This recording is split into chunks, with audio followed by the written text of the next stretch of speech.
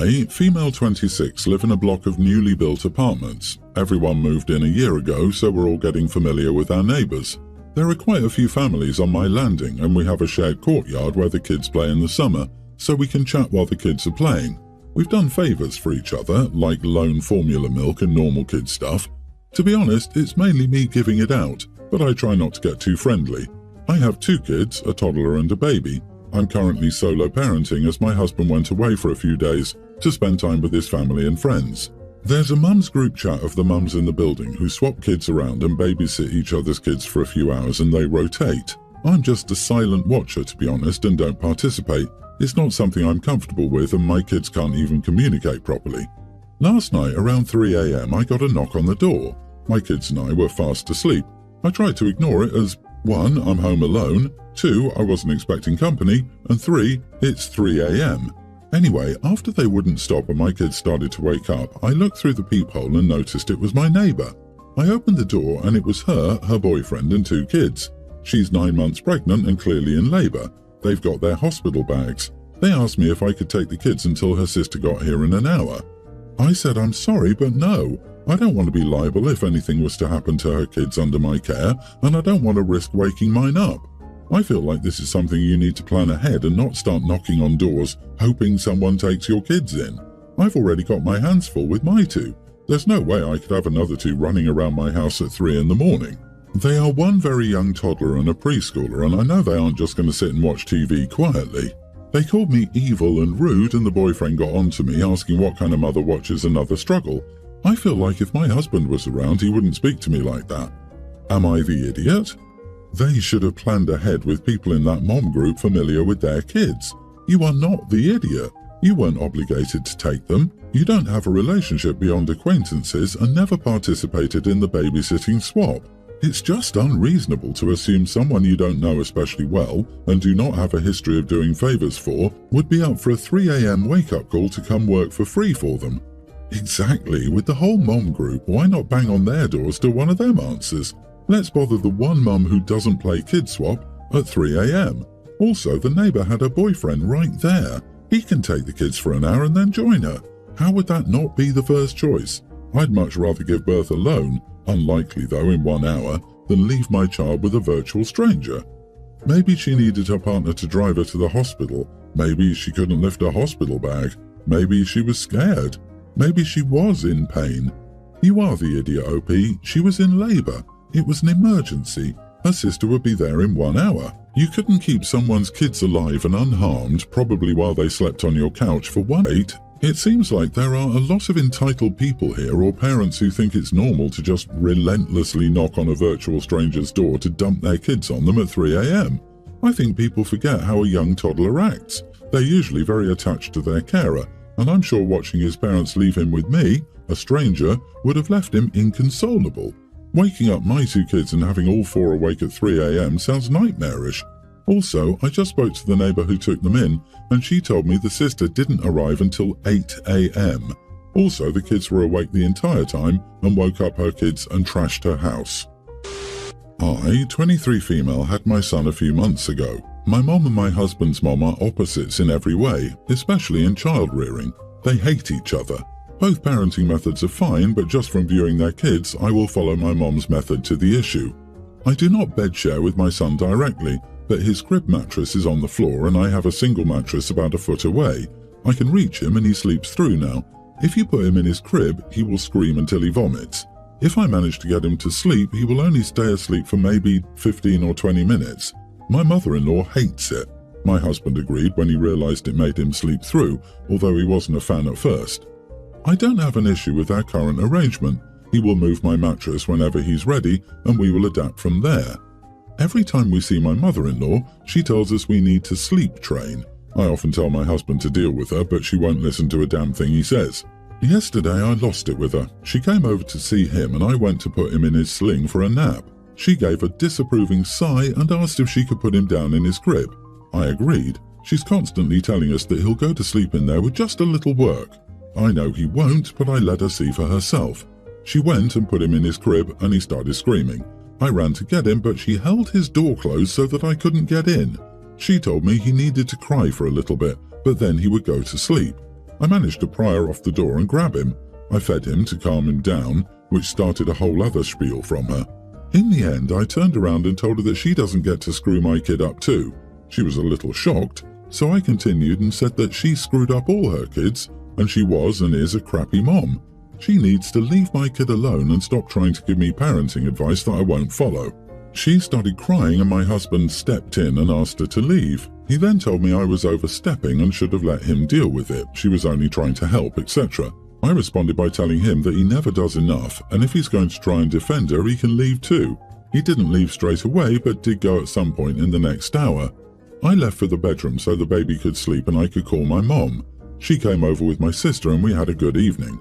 They insisted I was well within my rights as his mom to say what I said. However, I am aware that they hate my mother-in-law and may not be the most nuanced. My husband told our friends, who are pretty evenly split, but I know this also plays into their personal parenting opinions.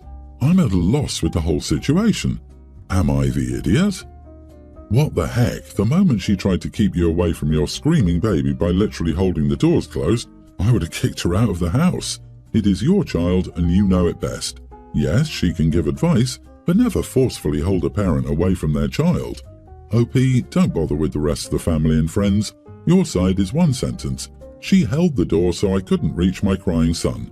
You are not the idiot. Exactly, she would have been out on the curb 10 seconds after this if she'd done that to me.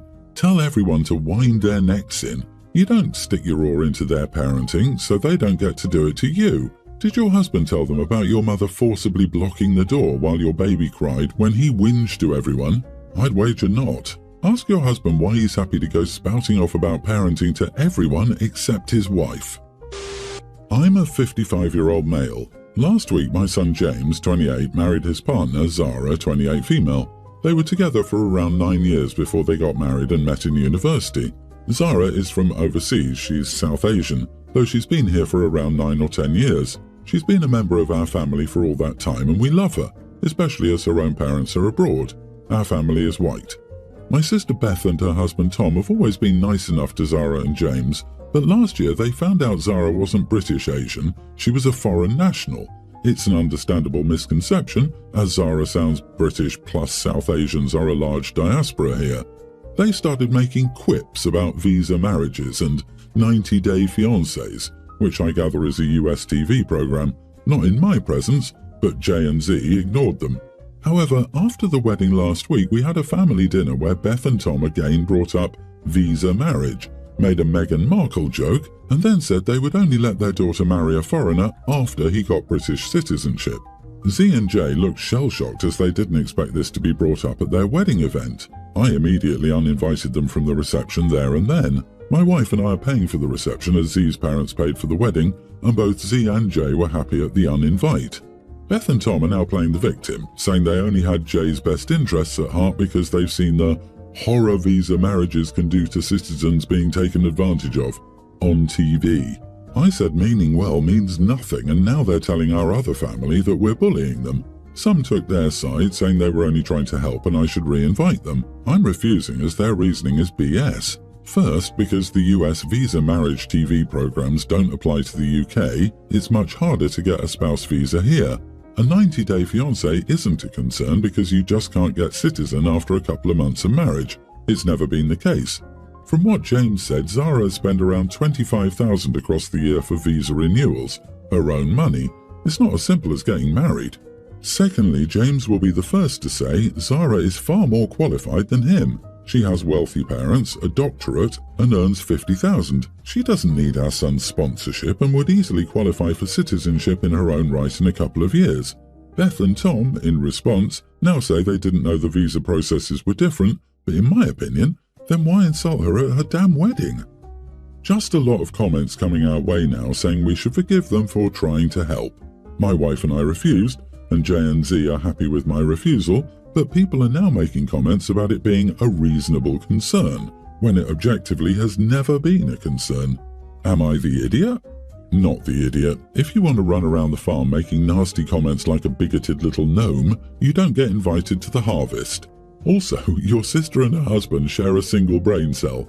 The idea of these upstanding British patriots who claim to love their country and its citizens, but in reality are stupid enough about said motherland to assume American television show rules apply here, is cracking me up. Best interest is not shown with lame jokes, but with a heart-to-heart with James and or you to ask some questions and voice some concerns. Once, and then acceptance. As long as J and Z agree with your actions, you're good. Oh no, no. The consequences of their actions. Idiots don't get to attend nice events.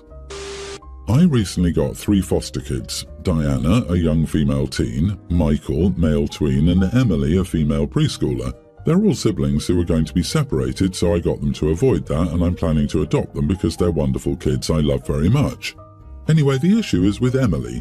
Emily is a very picky eater, and if her food isn't made in a specific way, she will not eat it. For example, her bread needs to be cut very specifically. I've tried to cut it the way she wants, but she never eats what I make because she says I'm doing it wrong. She will eat what Diana makes though, even though I can swear Diana's bread and mine look exactly the same. We've tried tricking her, me cutting the bread and pretending Diana cut it, but she can't be fooled. This is just one example. She is picky with so many more things. Yesterday I had my friends over for dinner. I called Diana and asked if she could please help me prepare Emily's food because Emily knows her best. She agreed and started helping me. My friend asked me if Diana is always responsible for feeding Emily.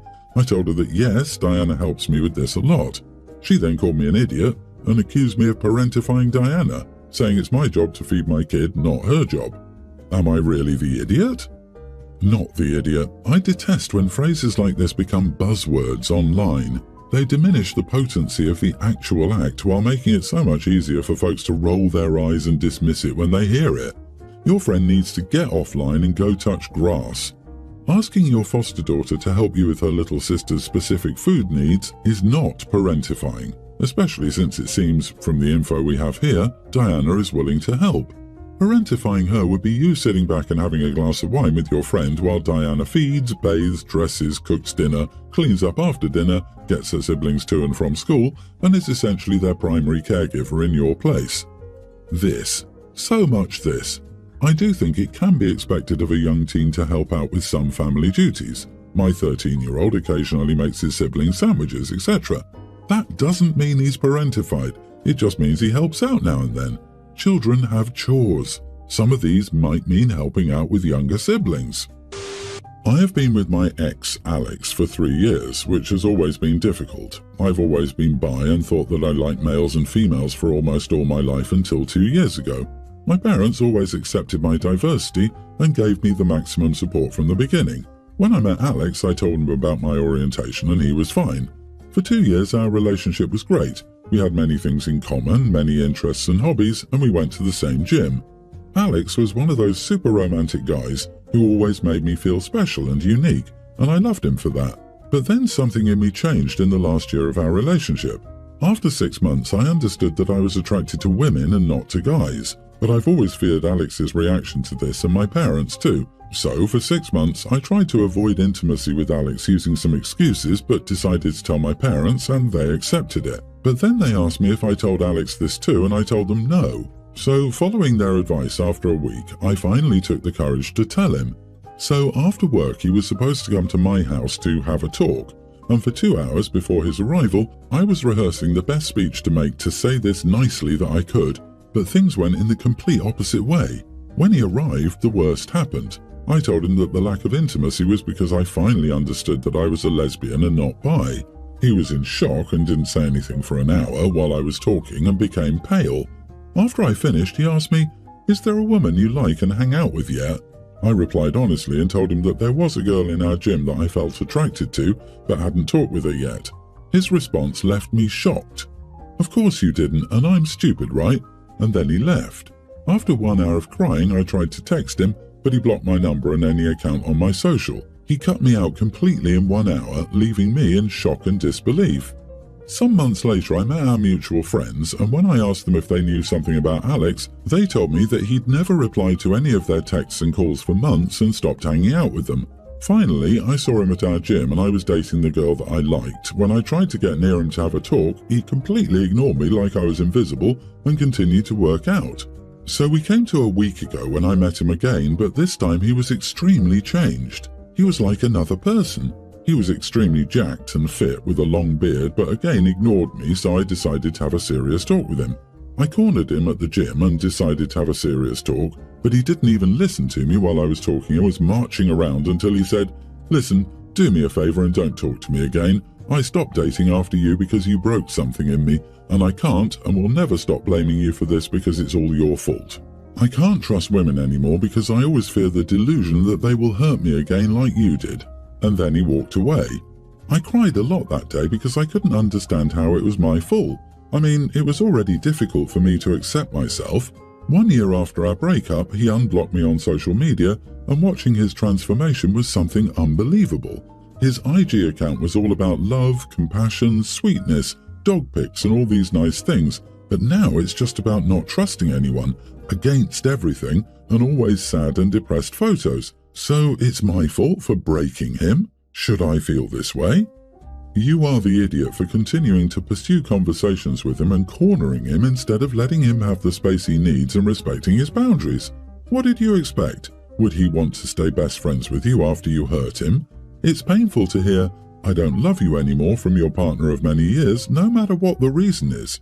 Let him go and stop obsessing over whether or not you're the villain in his life. What is your problem? You broke up with him, regardless of the reason, which I find to be only a minor point, and he just blocked you and moved on with his life, and you're shocked?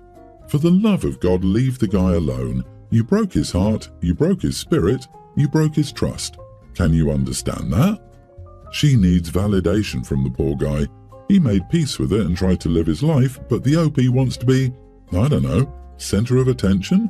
This whole story is nothing but me, me, me. Of course you cried. Leave him alone. You've already hurt him enough.